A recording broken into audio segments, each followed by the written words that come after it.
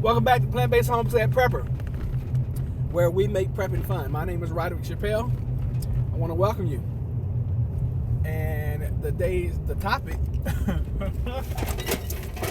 is, what are you going to do when food prices double, triple, and quadruple during this food crisis, food shortage?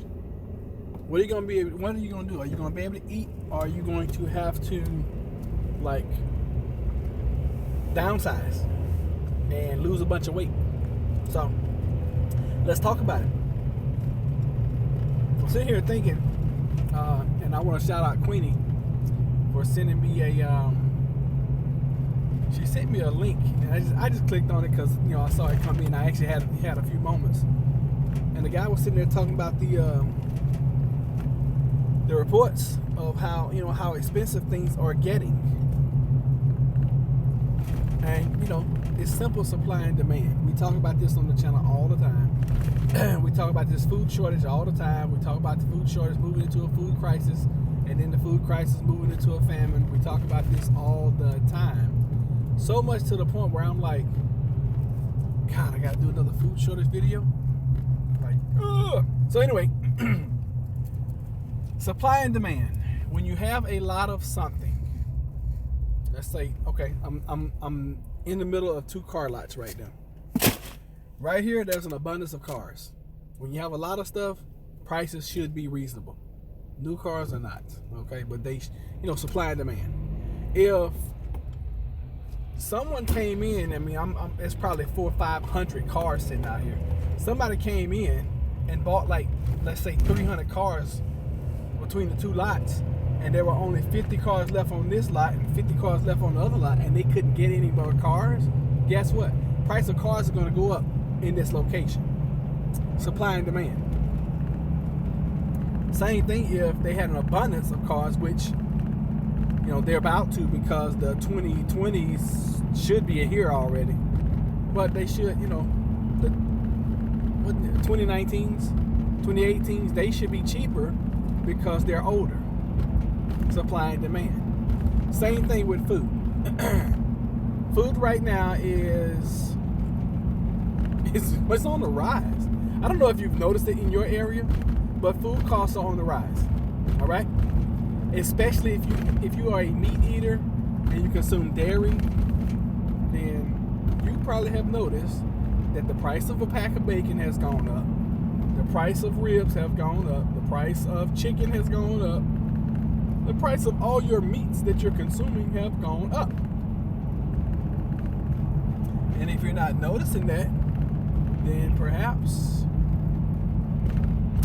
either one or two things. Either you have been blessed to the point where you don't have to look at prices, which is good, or you live somewhere close to where a slaughterhouse is, and it's easy and quick to get food to you. Maybe. I don't know. But, we come in and we talk, probably 90% of our topics on this channel are the food shortage. So I just wanted to come in and just, bring it to you a different way. What are you going to do? What are you and your family going to do when the prices of what you eat every day, every week, every month go up times double, triple, or quadruple? So for example, let's take a loaf of bread. I can't even remember what a loaf of bread is. It's $1 at the Dollar Tree. But I think the stuff that we eat, which is the Nature's Own, we like the Nature's Own honey wheat. Probably not the best you can eat, but we like it. I think the last time I bought some, which has been a while, was like $2 and something a loaf. If that bread goes up to $4, it's going to be real hard for me to buy a loaf of that bread. Also, we eat a ton of raw fruits and raw veggies, and we've noticed that ourselves. As a matter of fact, on our $5 a week preps videos 2 weeks ago, on that Monday I went in to buy preps, I noticed that oranges had gone up to over $4 for a little small bag, maybe like 6 oranges. I noticed the other day, and good for us, they had gone down. They were just over $2. They were $2 and some change. But when they jumped up to $4, I was like, oh my God, what in the world is going on with oranges, right? So start looking to expect that type of activity if everything keeps going the way it's going. All right, if we keep having growing seasons where we're not able to grow, and of course the population keeps placing demands on our foods, then you can expect the food prices to soar. And they're already doing that in some areas. So, what is your alternative? What are you going to do now so you can fight against the high cost and high rising cost of your food bill? Awesome, glad to see you too, sir. What are you going to do now? Well, I mean, while prices are still considerably lower than they will be, go out and stock up on some stuff. Just because we are a prepping channel, and just because we teach prepping and coach prepping all the time, you might not be a prepper, but you might be, and you might see what's to come, like the rising cost of food. You may see that, and if you do, go out now and start getting some food.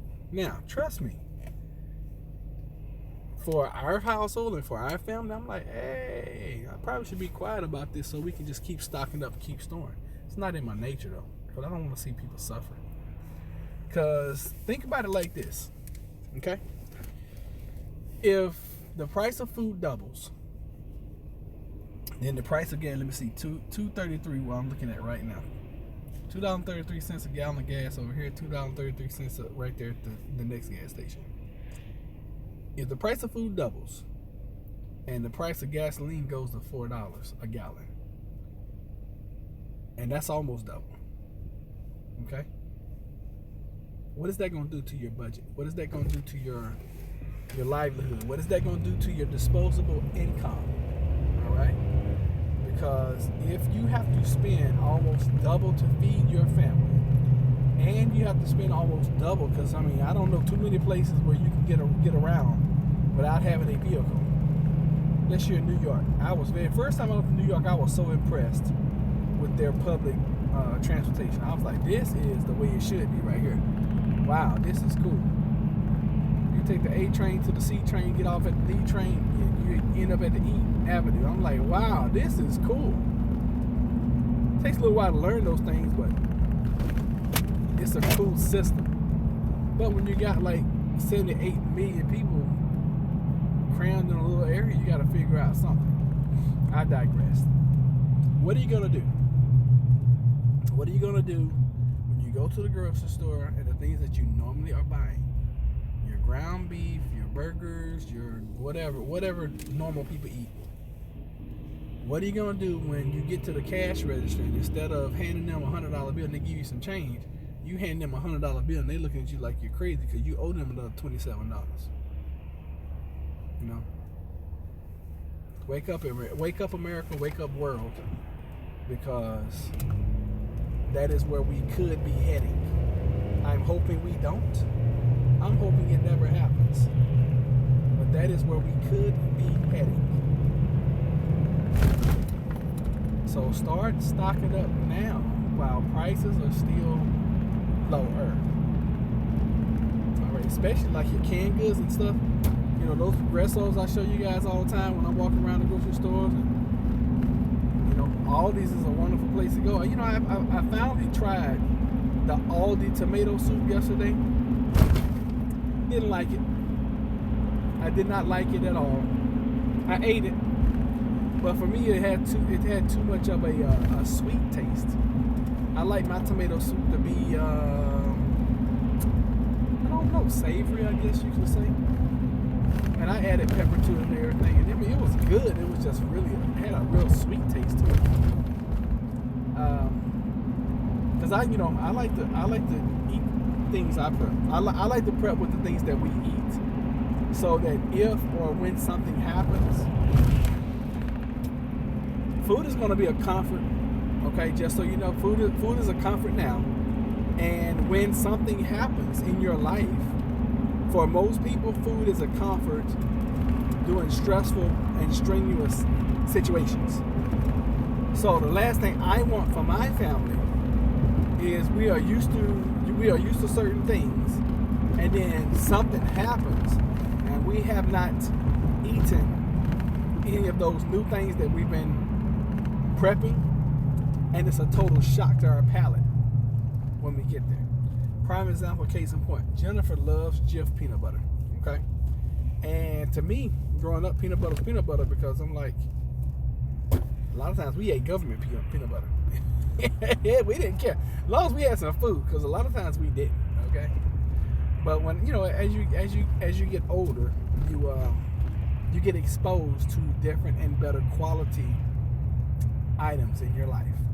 So Jennifer upgraded my peanut butter selection here recently, because I'm telling you, this chick eats so much peanut butter, and she shouldn't eat so much, because in the years past, peanut butter has caused her some problems.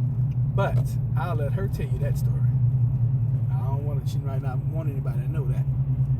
But here recently, because I go prep with our $5 prepping system every week, I had been buying all these peanut butter. I didn't realize that we were running low. Every time I get on with you guys when I'm driving, I get sleepy. So I didn't realize we were running low on the Jif. And because my wife eats so much Jif peanut butter, she had polished off the last bottle, which should never happen in our house. But I didn't know it, because I don't eat peanut butter like that. I'm not a peanut butter fan where I eat it every day. Maybe once a week, once every 10 days, I may have a peanut butter and jelly sandwich. I may get me a scoop of peanut butter once every 15 to 20 days. I don't eat peanut butter every day. Apparently my wife does. So I was like, we have plenty of peanut butter. So I pulled some peanut butter down. She looked at it like that peanut butter was poison. What in the world is this? I'm like, it's peanut butter, and this is what you're gonna eat until we can do better, because you failed to tell me that you had eaten up all the Jif. And I'm the kind of person like this. I don't like having several items open up at the same time. If we're gonna, things like peanut butter and butter, things that are going to last a while. Okay, prime example, milk.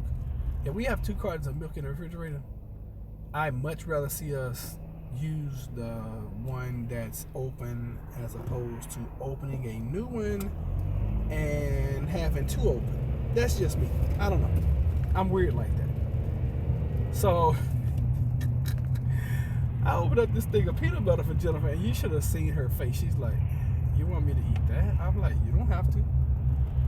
But it's funny, because that jar of peanut butter is gone now. And she likes, and since I've had the pleasure of having the choice now, because growing up, I didn't know that you could get, and this is just me, I didn't know you could get, different types of peanut butter. I thought it was, and I can't remember growing up if it was chunky peanut butter or if it was smooth peanut butter. I can't remember. But it took me a long time to be exposed to the opposite. I'm telling you guys, we grew up so freaking poor that it's just certain things I just didn't know. And because a lot of times I had to fend for myself, and for my sister, I would always buy the lowest possible quality because it was the cheapest. I just that's just the way I grew up. That's my upbringing. Have you any idea on the real shelf life of peanut butter? I can't find any answer. You know what? I'm gonna tell you this, Knife Collector. I have eaten peanut butter that was old. I'm talking about it was old to the point where it had, I don't even know how to describe it. It had gotten hard, and the people that raised me, okay, were old people, old black. That's what Jennifer called old and black. And I watched my great aunt put some oil in that peanut butter and stir that stuff up. We went to town, and this was government peanut butter. This is back in the day. So this is like 30-something years, 30, 40 years ago when I was a kid. Put some oil in that darn peanut butter. I'm talking about some peanut butter that had been open for long enough for it to dry out. Put some oil in it, and it might even been shortening, because, you know, back then, people weren't really using oil. They were using shortening. I think she wound up some shortening on the stove. Poured it off in that peanut butter, stirred that joke up. Man, we ate peanut butter for a minute. So, I don't, be honest with you, I don't know. I just know that you can preserve, you can still eat peanut butter, even if it's hard. But then again, that was 30 years ago. You know, I don't know about this new peanut butter. I don't know about the way they're processing this new stuff. So to be honest with you, I don't know, Knife Collector. I really thought I don't think it goes bad. Well, me personally, and I don't want you guys to take this hard. I don't know if it goes bad. You know, I'm sure it does at some point in time. But from that experience, I was like, wow. And I remember it just like it happened yesterday. She poured that oil off on there, stirred that stuff. I think she stirred it with a fork, of all things. Stirred. I mean, at first it was real hard, and the more she stirred, the more creamy it got. And shoot, we made sandwiches and ate. So anyway, it's a great prep. Great question. Thank you for asking. But I don't know. I don't know the shelf life of peanut butter. And another thing that I have learned is we don't have expiration dates on food. We have best by dates, and I'm gonna tell you like this: if you have a choice between eating grass and eating something that has a best by date that is passed, I'm gonna tell you what I'm gonna do. I'm not eating grass, okay? But especially with cans, you just got to make sure that the can is in good order. Make sure the lid is not, or the can is not protruding anywhere. And that's the question right there. What's the shelf life on cans? Be your own best judge, because when you open it up, if it smells good, it's probably gonna taste good. It's probably not gonna taste like it did the day they canned it. Let me see. I've seen peanut butter in MREs that is served into separate like the oils from. Okay, hold on. Seen peanut butter in MREs that seem to separate like the oil from the other stuff. Oh yeah, I've seen that. MREs. Oh my God. People say MRE shelf life of 7 years. I've eaten some MREs that were old and enjoyed every moment of it. But that's a personal choice that the individual is going to have to make in that circumstance and situation. You know, those are things that we're going to have to do. Especially, I mean, think about it like this. And this is for people who are new to prepping. We're in some kind of situation, and you come across some food that is older than you would like for it to be. Are you going to take it or leave it? You know, and you hadn't eaten it a couple, 2 or 3 days. And you and your group are out scavenging. And you come across a truckload of peanut butter or being MREs. Oh God, they're like 5 years old, older. Are you not going to take those? Are you not going to take them and use them and see what's good and see what's not? You know, I don't know. Ate some 10 years old and have maybe 45 cases of female MREs around 5 years old. Oh yeah, I got old MREs too. And every now and then I'll break one open and I'll bust it open. I'll use a little, I forgot what the little thing is called, where you add the water and it gets hot and it warms it up and all that. Man, MREs are the bomb. And I'm gonna tell you something. The first time I had an MRE, I was in the Navy. I used to hang out with the Marines all the time. First time I had an MRE, I'm watching these guys sit around and I'm like, what are y'all eating? Because, you know, me being in the Navy, I was used to being on the mess decks and all that good stuff. He's like, man, these are MREs. I'm like, what that stand for? Meals ready to eat. Really? That sounds cool. They showed me how to warm the little things. Like, you want something? I was like, yeah. They showed me how to warm thing up and use water. And I was like, this is the neatest thing on the planet. And man, the first MRE I tried was doggone that spaghetti. I was like, are you serious? This is in a package and it tastes like this? Because I had heard about them, but I really didn't know. And man, them boys let me eat one of those MREs, and I was like, oh my God, this is good. People in Venezuela are buying spoiled meat on purpose because it's all they can get. Yeah, and I understand that there are no more pets and dogs and everything because they've eaten them all up. It's you'd be surprised. Well, I know you guys won't, but a lot of people are going to be surprised what they're going to be willing to do and willing to put in their mouth if something ever really happens. Because see, we don't know hunger here in the United States. We don't know hunger. That kind of stuff doesn't exist here. Because you can even be homeless and you're gonna still be able to eat. You can go to a church and eat. You can go to the Salvation Army. You can go. I'm surprised I'm here at an intersection right here. It's not 2 or 3 people right here at this intersection panhandling. Because one thing about people in America, we have soft hearts. And we don't mind helping. Okay? It's really kind of hard to go hungry and to starve to death in the United States of America. It's very hard to do that. Other countries, oh yeah. I've been to some poor countries. I've been to third world countries. I've seen, what disaster, devastation can do to a country. I've seen it firsthand. And it's not pretty. It's outright ugly. It's actually sad. I remember I was in a country one time. I don't even know why we had stopped at this country, because that wasn't a normal port of call for us. We went to this country and these kids, I'll never forget. This is so funny. I'm out with my Liberty buddies. I think we was in a group of like 5 or 6, 3, 4, 5 or 6 of us. I'm in this third world country, and of course we're Americans. We got money. We're walking around. Everybody knows we're there. And these kids are taking straws, and they're eating grapes, and they're taking the seeds from the grapes and they're spitting them at us.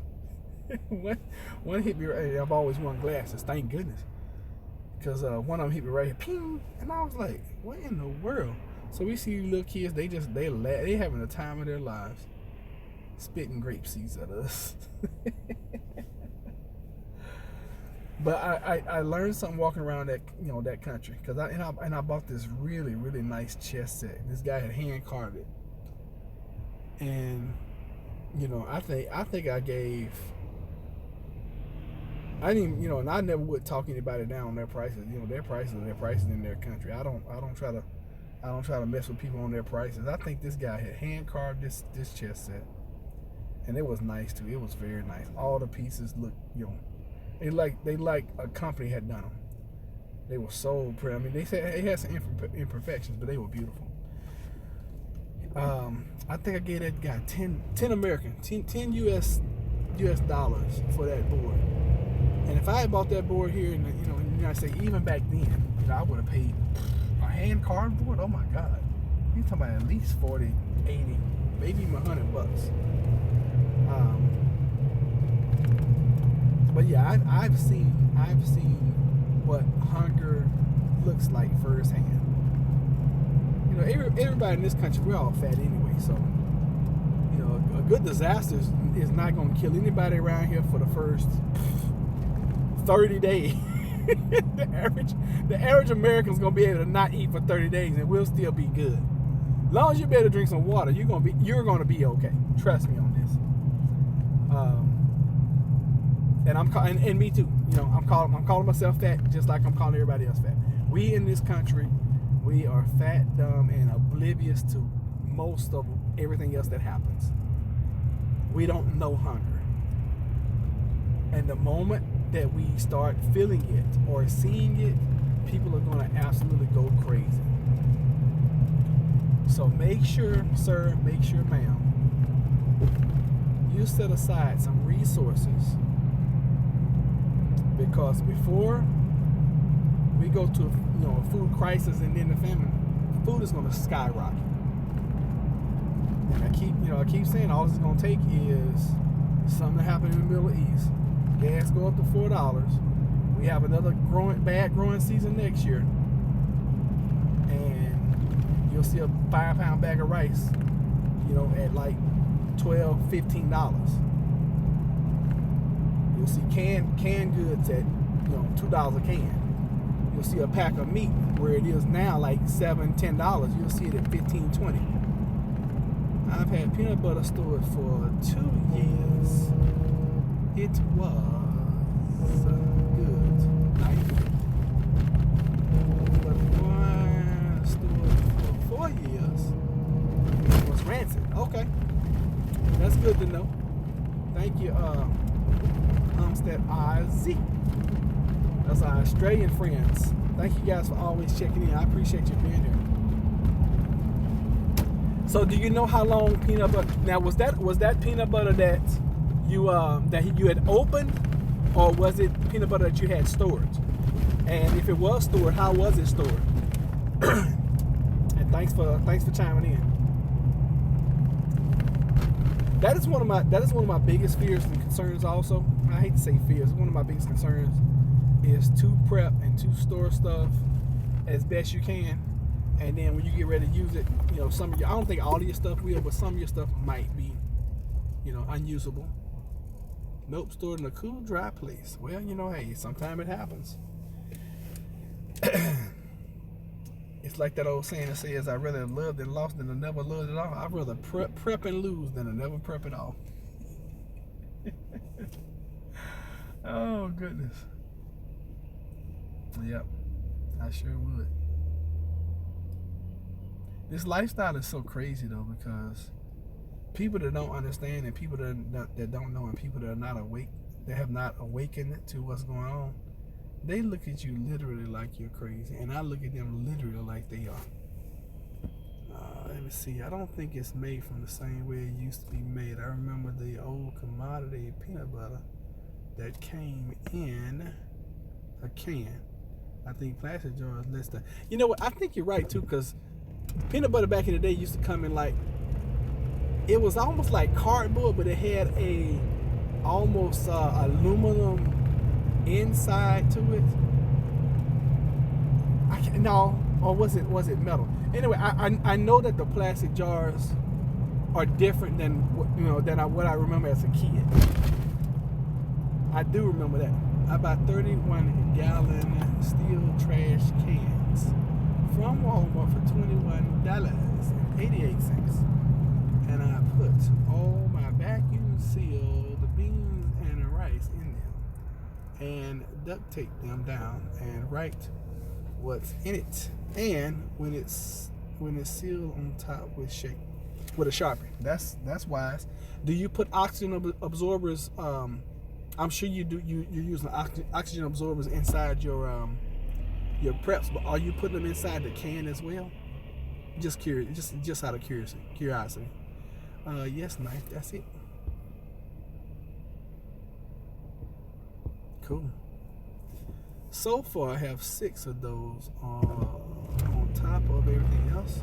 Still working on and storing. You have to. You have to. And what do you guys think? If you have someone that is, really on a limited budget, I'd really like to get you guys to answer this question for me. You got somebody who's on a really limited budget, and outside of water, of course. What would you tell that person? Let's say all they have is like $10 a month. What would you tell them to buy? I know what I would tell them to buy, but I really want to know what you guys think. Yes, I put multiple oxygen absorbers in vacuum sealed bags. Then I put those in larger sealable bags with oxygen absorbers as well. That's good, sir. I got a whole lot of bulk food to do your way too. Yeah, I've been buying. Now I have to set aside some time so I can store. It is yeah, it's no good to buy it and then, you know, what I used to do, I used to buy my rice from Sam's. I would get huge 50-pound bags, and boy, if the daggone rice didn't tear me apart. And you know, it's amazing. I wouldn't have been so upset with them if they had just eaten out of one bag, you know. And this was before I even started vacuum sealing, all this other kind of stuff that I do now. But I would have been cool with them if they had just eaten one bag and just come back to that bag. Nope, they had to eat like 4 bags. You know, eat out of 4 bags. I was like, you little so-and-sos. I guess y'all just gonna run into each other, huh? And then you just gonna run into me. All right, let's just do stuff here. And she has the nerve. She pulled out in front of everybody. She has the nerve to shoot everybody in the finger. He's looking at me like, did you see that? I couldn't help but see it. I almost hit her. Yo, I can't make this stuff up. And then she ride past us and shoots us the finger. She pulled out in front of both of us. People are something else. Oh, you gotta love it. You got to love it. All right, guys. Sounds like Norfolk Track. Actually, I'm in Portsmouth right now. But yeah, same difference everywhere. Everywhere in this area, it's the same doggone story. All right, look, guys, we are still shooting for our 1,200 views a day. I don't know how many of you guys have seen any of the videos. I think this is like either 6 or 7.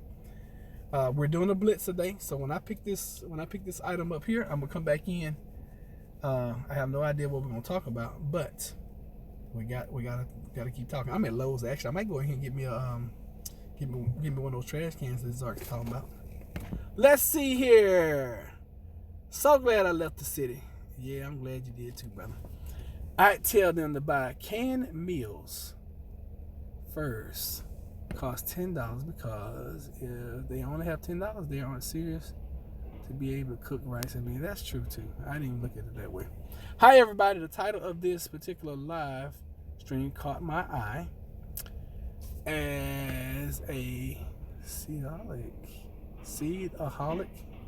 and serious seed saver collector. I consider myself seed collection and one of my most important preps. Good for you, Seedaholic Gardens. Thank you for joining us. All right, I'll check back next time I see you on live. Well, I appreciate that, brother. We've been popping in and out. I was talking about you all the mocha lattes earlier. I was talking about you earlier. For cheap, I will store beans, parboiled rice, pasta, cornmeal. Just the basics. People 100 years ago lived off the basics. That's true. What's going on a break at work? We'll email you today. I appreciate that. Seedaholic Gardens, we have 2 rules here. Number 1, when you come in, say hello. We just ask that you let us know where you're watching from, what state or country, and that you be respectful. That's all we ask. That's the only 2 rules that we have here. Other than that, speak your mind. And we're all family, okay? So welcome to our family. A lot of us in here are old timers. Channel's only been up since July. But a lot of these guys been with me since the beginning. Guys and ladies, okay? Y'all know when I say guys, I mean everybody. Chicago. Oh my goodness. Whew. I know it's got to be cold up in Chicago because it's cold in Virginia right now. It's got to be cold. All right, look, we're gonna take a break. I like this discussion though. Really good discussion, and we may come back in part 2 once I come out. Actually, to be honest with you, I'm about to go rent a shampoo. Told y'all we had. Oh, I know it's got to be freezing there. Oh gosh. I can't even imagine how cold. And that's the windy city too. So it's not only cold, but then that wind is whipping through you. No matter how many layers you have on, when the wind is blowing, it finds the cracks. It's like you can have on this, you can have on a big old jacket or big old coat, you can have on your little beanie, You can have on some goggles, gloves, some of these kind of gloves.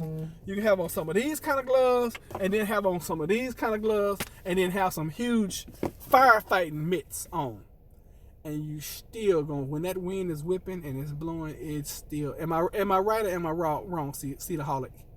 Because that wind up in Chicago, woo, I did my boot camp up there. Fortunately, I did it during the summertime. About 25 for temp in Alaska. Oh, JK, you guys are having a heat wave. Y'all are having an absolute heat wave. There are a lot of seeds for ancient grains like quinoa, amaranth, oats, ancient wheats. Be strategic about the seeds you buy. Good point. Where are you getting your seeds from? I'm glad you joined us because, see, we can pick your brain. We do an interview show every Monday. I would love to have you. I can't do it this Monday, but I would love to have you to come in and do an interview show with us. So you can just come in and talk about seeds, especially since you're a seedaholic. Let's see here. Been here all my life. I know how to dress to block the wind. Really? I don't. I watched one weather channel that said 75% of U.S. will be freezing over Christmas. And that absolutely sucks because Jennifer and I are going to be traveling. All right, this weather is good. Not much for slippery roads. Yep. Let's see. Getting them from Baker Creek. Seed Saver Exchange. You work on? Do you work on Monday evenings? Because that's when we do the show. We do it on Monday evenings. I know it made it sound like Monday day, but yeah, we do it on Monday evenings at 7 p.m. Eastern, to be honest with you, to be exact. And please consider subscribing. We would love to have you as a new family member. And I appreciate you guys sending me all these links y'all be sending me. I'm not able to watch them all, but I try to watch them, and so I can let you guys know I watched them. So I appreciate you guys sending me those links, and anything you think is helpful for not only for the channel but for us, and you guys know I'm always looking for help, so I appreciate it, and I thank you all. Look, I gotta run here and go get this stuff. I was trying to wait for Cedar-holic to come back and answer me, but I'm sure you will come back. All right, y'all, as always, if you don't hear it today, know that I love you. I appreciate you, and you can do anything, all right? Don't jump on Mr. But Alma First is about the best. Oh, no, I'm off in the evenings. I joined your family months ago. Okay, this is just first time I'm joining your stream. Oh, well, thank you. Cool. Thanks for the stream. Take it easy, folks. All right, JK. And Cedar-holic, we will catch you later. And let me see here. I know Zark was in here. Night Collector. I'm trying to see who else. All them mocha lattes. Zark. Okay, I think I hit everybody. And if I miss you this time, come back next time, and I'll make sure I shout you out. I'll be here when you get back. Please excuse my... Okay, we'll excuse it. All right, catch y'all next one.